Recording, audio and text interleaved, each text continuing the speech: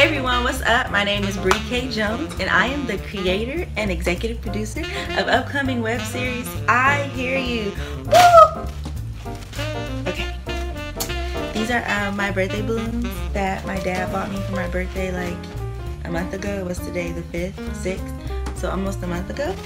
So I'm just gonna sit these here since they're a bit distracting. Alright, let's do that again.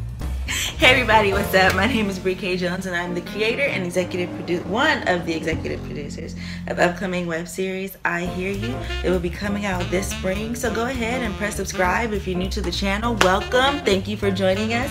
Go ahead and subscribe. Make sure you turn your notification post on. Make sure you give us a thumbs up, comment, get engaged with the content that you see, and if I'm missing something, follow us on our social media, Instagram and Twitter at I Hear You Web TV, and I think I covered that all. So I'm making this quick video because people often ask me, well, why and how did you come up with this concept to do this web series I Hear You?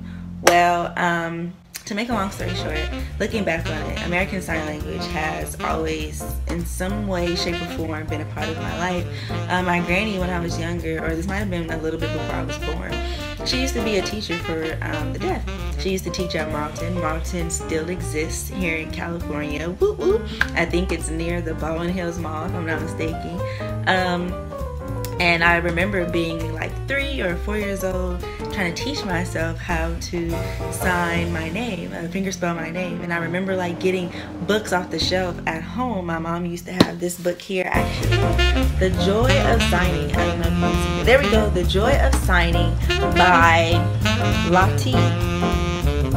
Don't know how to pronounce the last name. Right, or something like that. And there's this book here. As you can tell, it's super old. It's all like beat up and stuff. And like these are the books that my mom had in the house when I was like super little and I was a toddler. And I just remember like trying to teach myself certain things, and I've just always like the language. So we're fast forwarding all the way to my 7th grade year. This is my first American Sign Language class I've ever taken. It's what I liked it. And my teacher at the time, she was just so impressed with my skill level, and I just became like really intrigued like with the language. And my teacher at the time was like, oh my god, you should like really look into this being a career. And I'm like, okay, sure. I mean, I'm like 12 at the time, right? Like what 12-year-old is really thinking about a career? I know I wasn't. Anyway, and so I wanted to continue to learn American Sign Language, but at that time, my school was the first school in the entire district that even had American Sign Language like as a foreign language. So mind you, I was in middle school like what, let me see, I'm 23, so that's like what, 11 years ago when I was like 12? And so it's pretty recent, you know. So anyways, I transferred to another school, another middle school, and they didn't have American Sign Language. They didn't have it at my high school. And so when I went to college and they had it, I'm like, oh my god, yes, you know, it was inevitable that I had to take it, right?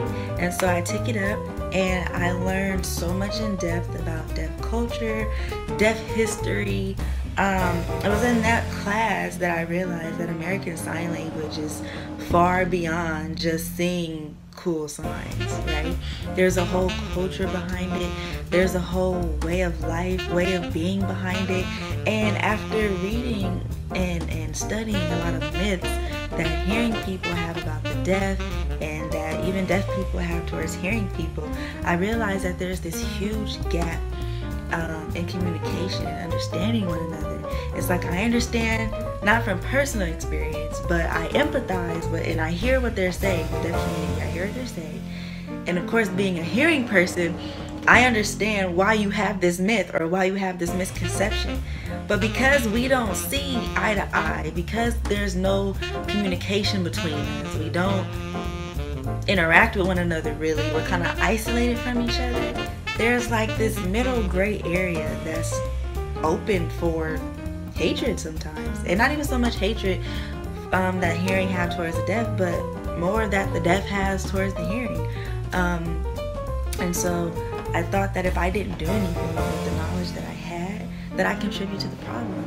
And so I'm not trying to be the Jesus Christ of the deaf community. I'm merely taking the information that my deaf friends are giving me, that my deaf professors are teaching to me, and I'm taking what I'm learning, and I am giving out that information towards the hearing community, so that way the deaf community can have equal access to communication, equal access to information, just equal access to all that life has to offer that is the same that hearing people have. And so as I began to make more deaf friends, I realized that most of my deaf friends are actors. And my deaf friends kept telling me, like, you know, that it's so hard for them to get roles because, like, the roles that they get are deaf roles. And they're like, I can do more than just a deaf role. Like, I'm an actor. I just happen to be deaf. Like, I can do it. So I really wanted to be able to create a platform, like, for my deaf friends to be able to show their ability and their skill, and they're phenomenal. And I'm not even being biased. Like, I'm so serious. Guys, they're so phenomenal. Like, Eddie Butt, John Autry. Oh, guys, they're so great. Okay, anyway. So, yeah, I just really wanted to be able to create this platform where we have both deaf and hearing, and we're on the same platform, and have this show where we're figuring out how to communicate with one another. We're figuring out how to understand one another. We're figuring out, like, how can I still be friends with you even though I disagree on your way of life. You know, that's a big thing, because, you know, a lot of times we as people, we can't be friends with people, or we don't know how to be friends with people if they believe something that totally conflicts what we don't believe or what we do believe, you know. So I really wanted to be able to create this show to explore that, and to show, like, hey, there isn't always a right answer. Like, we mess up and it's okay, but after we mess up, after we offend one another, how do we see past that? How do we still have that mutual respect for one another? And how do I still have that love for you? So once again, if you are new to this channel, thank you so much for stopping by. Don't forget to subscribe, turn your notification post on. The teasers that you see on the content, they are not episodes, they're just teasers for what to expect. So I just want to clarify that.